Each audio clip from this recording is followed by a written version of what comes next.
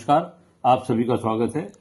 आज अपनी इस वीडियो के द्वारा मैं उत्कर्ष सिंह जो हरदोई के रहने वाले हैं उनके द्वारा प्रश्न पूछा गया है कि उनकी शादी कब होगी। उन्होंने जो अपनी बर्थ डिटेल दी है उसके हिसाब से उनकी वृष लगन की कुंडली बनती है और लगन में शुक्र है, दूसरे भाव में मंगल है, तीसरे भाव में गुरु और केतु है और नवम भाग्य स्थान में शनि राहु चंद्रमा है और 11वें स्थान में सूर्य है, 12वें स्थान में बुध है।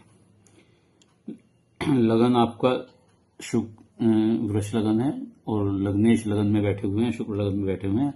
आप बहुत आकर्षक व्यक्तित्व के स्वामी हैं, अच्छी पर्सनैलिटी के स्वामी हैं, सौम्य दिखते हैं, व्यवहार भी आपका बड़ा सौम्य होना चाहिए। लेकिन दूसरे भाव में मंगल होने की वजह से आपकी वाणी कभी कभी कठोर व उग्र हो जाती होगी। तीसरे भाव में गुरु और केतु हैं, गुरु उच्च के हैं और केतु के साथ हैं, जो आपको धार्मिक यात्राओं के लिए और आपको आध्यात्मिक रुझान की तरफ ले जाते हैं। लेकिन आपको आलसी चलो छोड़ो वाली भावना पर अग्रसर कर देते हैं, काम को टालने वाली स्थिति में पैदा कर देते हैं, नेचर बना देते हैं। आप कंजूस प्रवृत्ति के होते हैं और खरीदते समय जो चीज सस्ती हो या किफायती हो उसमें उसे खरीदना पसंद करते हैं, ऐसी आपकी प्रवृत्ति बन जाती है। गुरु के और केतु के कारण अगर हम देखें, क्योंकि ये इससे आपके दैनिक रोजगार को और आपके इस भाव को, दसम भाव को देखता है, भाग्य स्थान को भी देखता है, तो ऐसा लगता है कि आपका जो कारोबार होना चाहिए वो वकालत से संबंधित होना चाहिए, शिक्षा क्षेत्र से होना चाहिए, या शनि जो हम बैठे हुए राज्य में टेक्निकल होना चाहिए कुछ।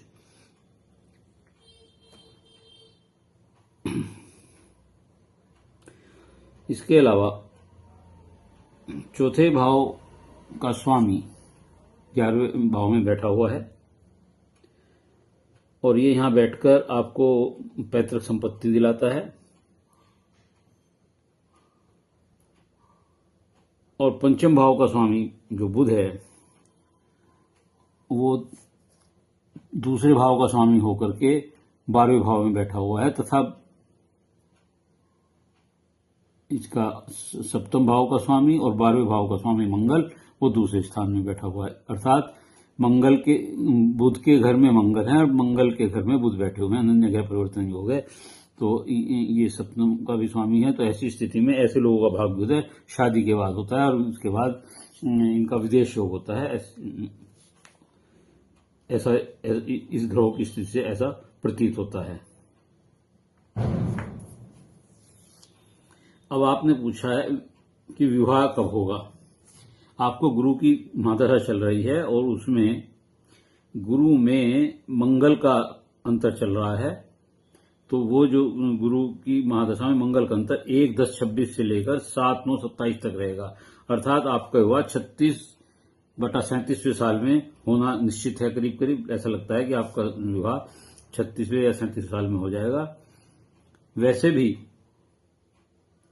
क्योंकि शनि यहां बैठे हुए हैं, तो शनि जब भाग्य स्थान बैठते हैं तो इनकी गति धीरे होती है और ये हर काम को विलंब से कराते हैं। आपकी पत्नी निसंदेह सुंदर होनी चाहिए क्योंकि गुरु की पूर्ण दृष्टि उस पर पड़ रही है।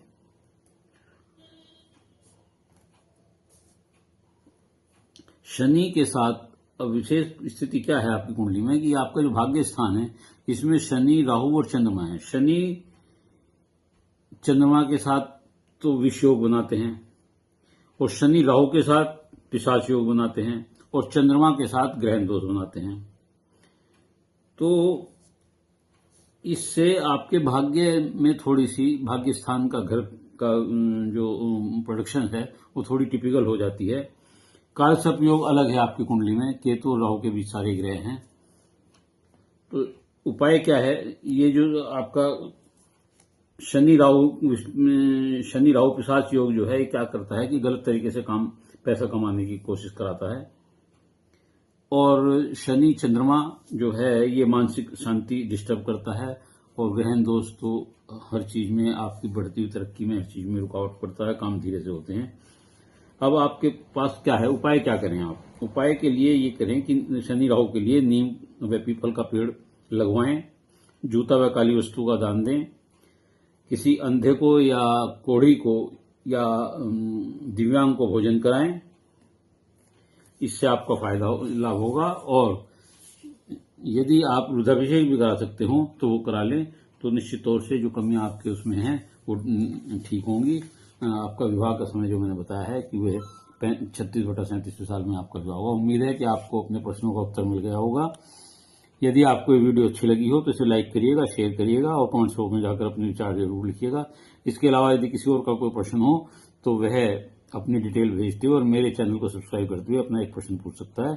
उसका जब क्रम संख्या के हिसाब से उसका नंबर आएगा तो मैं उसके प्रश्न का जवाब अवश्य दूंगा। ये मेरी निःशुल्क सेवा है। धन्यवाद।